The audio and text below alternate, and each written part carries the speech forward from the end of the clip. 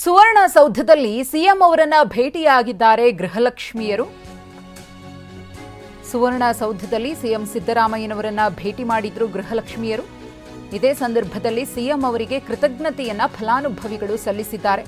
ಗೃಹಲಕ್ಷ್ಮಿ ಯೋಜನೆಯ ಫಲಾನುಭವಿಗಳು ಯಾರೆಲ್ಲ ಇದ್ದಾರೋ ಅವರು ಬಹಳ ಖುಷಿಯಿಂದ ಸಿಎಂ ಅವರನ್ನ ಭೇಟಿಯಾಗಿ ಅವರ ಜೊತೆಗೆ ಫೋಟೋವನ್ನ ಕೂಡ ಕ್ಲಿಕ್ಕಿಸಿಕೊಂಡಿದ್ದಾರೆ.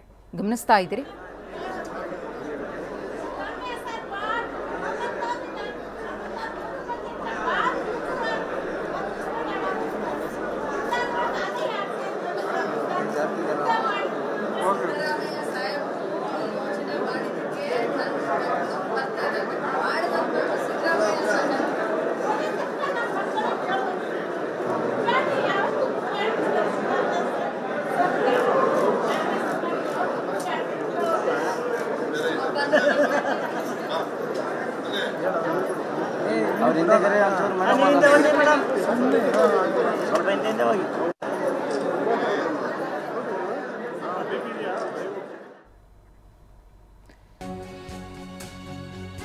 ಗೃಹಲಕ್ಷ್ಮಿ ಫಲಾನುಭವಿಗಳನ್ನ ಭೇಟಿ ಮಾಡಿದ್ದೇನೆ. ಇದು ಸಿಎಂ ಸಿದ್ದರಾಮಯ್ಯನವರ ಮಾತು. ಬಿಜೆಪಿಯವರು ಯೋಜನೆ ಬಂದಾಗ ಅತ್ತೆ ಸೊಸೆ ಜಗಳ ಮಾಡ್ಕೊಳ್ತಾರೆ ಅಂತ ಹೇಳಿದ್ರು. ಆದ್ರೆ ಅತ್ತೆ ಸೊಸೆ ಜಗಳ ಮಾಡ್ಕೊಂಡಿಲ್ಲ, ಚೆನ್ನಾಗೇ ಇದ್ದಾರೆ ಅಂತ ಬೆಳಗಾವಿಯಲ್ಲಿ ಮುಖ್ಯಮಂತ್ರಿ ಸಿದ್ದರಾಮಯ್ಯನವರು ಹೇಳಿಕೆಯನ್ನ ಕೊಟ್ಟಿದ್ದಾರೆ. ಇನ್ನು ಗೃಹಲಕ್ಷ್ಮಿ ಯೋಜನೆಯಿಂದ ಮಹಿಳೆಯರಿಗೆ ಲಾಭ ಆಗ್ತಿದೆ. ಗೃಹಲಕ್ಷ್ಮಿಯರ ಮಾತನ್ನ ಕೇಳಿ ನನಗೆ ಬಹಳ ತೃಪ್ತಿಯಾಗಿದೆ.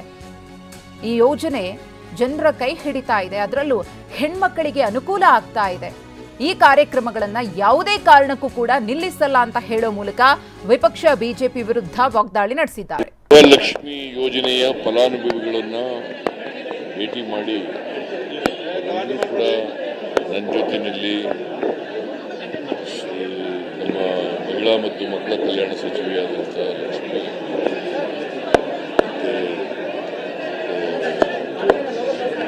ರೇವಣ್ಣವರು, ಪ್ರಸಾದ್ ಪಾಟೀಲ್, ಛಾಯಾಗ್ರಾಹಕರನ್ನು ತೆಗೆದುಕೊಂಡಿದ್ದಾರೆ.